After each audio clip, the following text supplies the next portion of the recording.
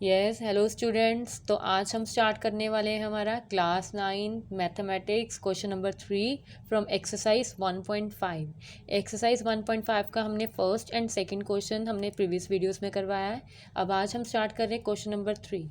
Question number 3 is recall pi is defined as the ratio of circumference. हमें पता है कि पाई को इन्होंने कैसे डिफाइन करा है। इस क्वेश्चन के अकॉर्डिंगली अगर हम चेक करें तो इन्होंने बोला है कि जो हमारा पाई है वो कैसे डिफाइन करा हुआ है। Pi is defined as ratio of circumference C. किसकी किसकी रेशियो है? सर्कमफ्रेंस सी की और डायमीटर डी की। रेशियो मीन्स जो अपनी रेशियो में है अपॉन वाली फॉर्म में, फ्रैक्शन में है। तो हम बोल सकते हैं रेशियो ऑफ सर्कमफ्रेंस सी की रेशियो टू इट्स डायमीटर। जिसके साथ 2 होता है वो चीज़ डिनोमिनेटर में आती है। तो 2 किसके साथ है? डायमीटर के साथ।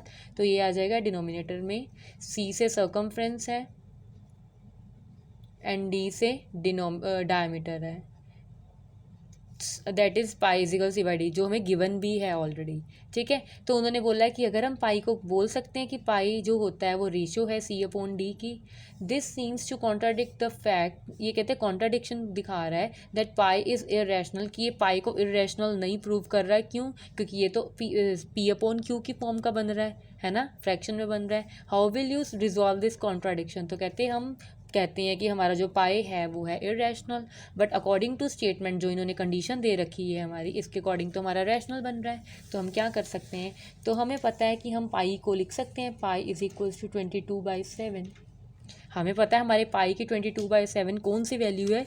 Is only approximate value. ये याद रखना है, हमारी कितनी वैल्यू? ये अप्रोक्सीमेट वैल्यू होती है। ठीक है, तो हम वी कांट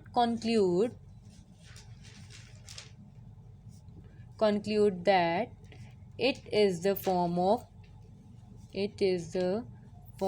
of रैशनल। मैंने क्या बोला था कि हमारी ये फ्रैक्शन दिख रही थी, हम इसको डायरेक्टली बोल सकते थे कि ये पी अपॉन क्यू की फॉर्म में है, तो हमारा ये रैशनल है। बट हम क्यों नहीं बोल सकते 22/7 को रैशनल? बिकॉज ये इनकी जस्ट पाई की अप्रोक्सीमेट वैल्यू है, ये एग्जैक्ट वैल्यू नहीं है। तो हम ये कंक्लूजन बिल्कुल भी नहीं निकाल सकते कि हमारा पाई 22/7 क्या है?